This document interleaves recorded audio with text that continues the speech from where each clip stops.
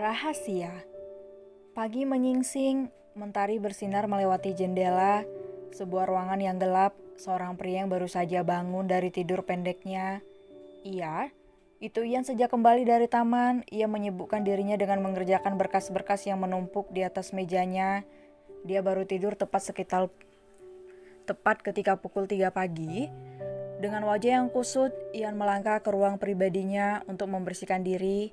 Setelah selesai, Ian kembali ke mejanya dan menyibukkan dirinya lagi dengan tumpukan berkas. Namun sepertinya Ian masih memikirkan hal yang terjadi kemarin, membuatnya tidak fokus pada pekerjaannya. Flashback on. Entah kenapa perasaanku tidak enak, bagaimana tidak perusahaan yang aku bangun dengan susah payah, hingga meninggalkan seseorang yang sangat aku cintai. Tiba-tiba terjadi sesuatu dengan perusahaanku.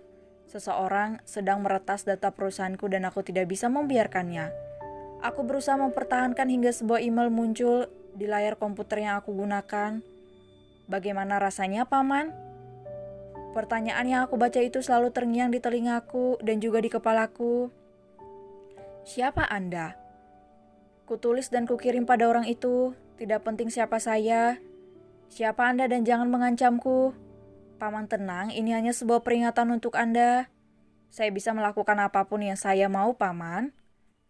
Yang ku tahu mereka dijuluki 00, tidak ada yang bisa melacak keberadaan mereka. Meski sudah ku coba beberapa kali namun aku gagal mengetahui siapa mereka. Semua layar yang digunakan mati selama beberapa detik. Tidak berapa lama kemudian perusahaanku stabil kembali. Meski ada beberapa investor yang merasa kecewa dengan kejadian ini, kerugian yang lumayan. Untuk menenangkan diri aku pergi ke taman yang dekat dengan toko gadis kecilku. Tapi sebelum itu, aku sudah menyuruh orang kepercayaanku menyelidiki siapa orang itu yang berani meretas perusahaanku. Flashback off. Aku kembali tertegun mengingat ucapan anak kecil itu, hingga aku langsung pergi menepis apa yang aku pikirkan. Aku takut, sangat takut kehilangannya. Ketika perusahaanku kemarin terkena masalah, aku sudah terbiasa, tapi mengingat perkataan anak itu aku takut, sangat takut kehilangan gadis kecilku. Apa benar anak itu adalah anaknya? Pertanyaan yang terus saja kupertanyakan kebenarannya. Bukankah Mom adalah panggilan untuk seorang ibu? Tidak. Pikiranku sangat kacau dan menepis segala hal yang kuduga. Kemudian aku kembali ke kantorku. Kemarin dengan perasaan yang kacau dan menyuruh seseorang untuk menyelidiki gadis kecilku. Dimulai dari toko mainan itu. Pagi Mom, Dad, ucap si kembar serempak. Pagi si kembar kesayangan Dedi, sapa Alex yang sudah duduk di kursi makan terlebih dahulu. Pagi sayang, ucap Rhea sambil menata makanan yang sudah dirinya masak bersama Bibi. Kemudian datang Mama Rhea, Ayah Diarta beserta Ovely. Mereka menyapa semua orang dan duduk di tempat masing-masing.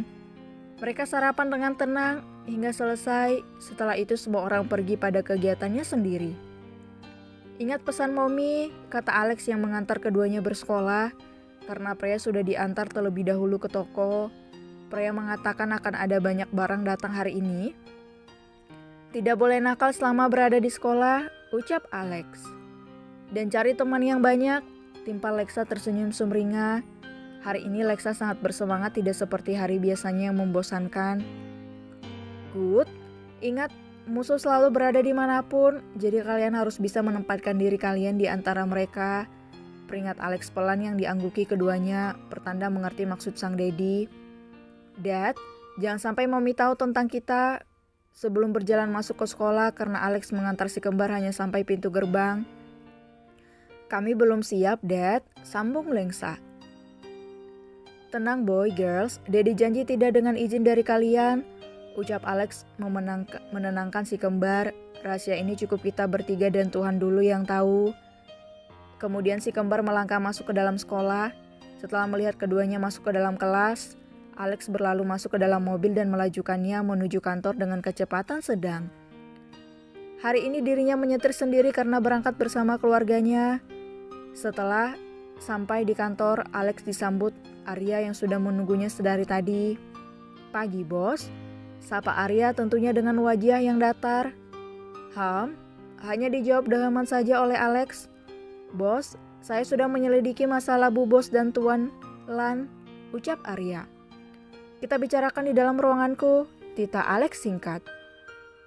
Kemudian keduanya masuk lift khusus CEO di lantai atas paling tinggi di gedung Deluxis, yaitu lantai 50 dengan keheningan yang membuat siapa saja tercekik. Alex meletakkan tasnya di meja serta dirinya duduk di tempat biasa melambaikan tangannya pada Arya untuk segera mendekat. "Mana hasilnya?" tanya Alex tanpa menoleh ke arah Arya yang sudah mendekat.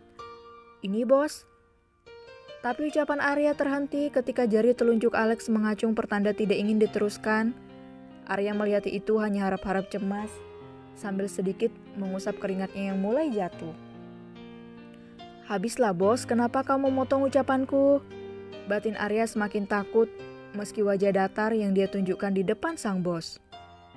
Brak! Alex menggebrak meja keras dan langsung berdiri. Suara benda terjatuh dan kertas yang bertebaran kemana-mana membuat Arya bergidik ngeri.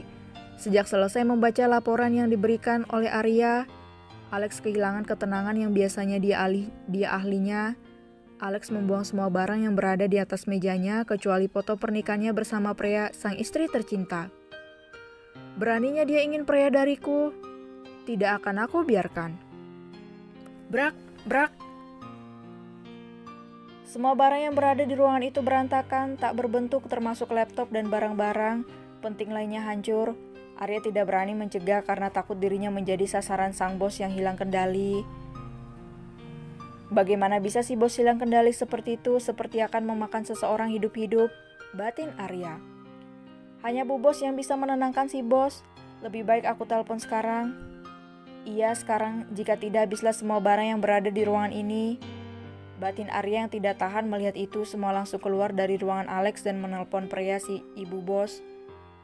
Sedangkan di toko, pria yang sedang sibuk mencatat serta memasukkan barang yang baru dimasukkan ke dalam komputer dibantu Rina bersama Nao, dikagetkan suara telepon yang berbunyi. Pria mengabaikan setelah melihat ID penelpon, namun HP pria tidak berhenti berdering hingga Rina maupun Nao risih. Pria angkat teleponnya, siapa tahu penting. Iya pria, ini sudah lebih dari 10 kali loh. Pasti telepon itu sangat penting. Sedangkan di kantor Deluxis, Arya sedang mondar-mandir karena bu bosnya tidak mengangkat teleponnya. Dirinya sangat khawatir dengan bosnya yang berada di dalam ruangannya. Entah sedang apa, Arya tidak berani untuk masuk lagi ke dalam.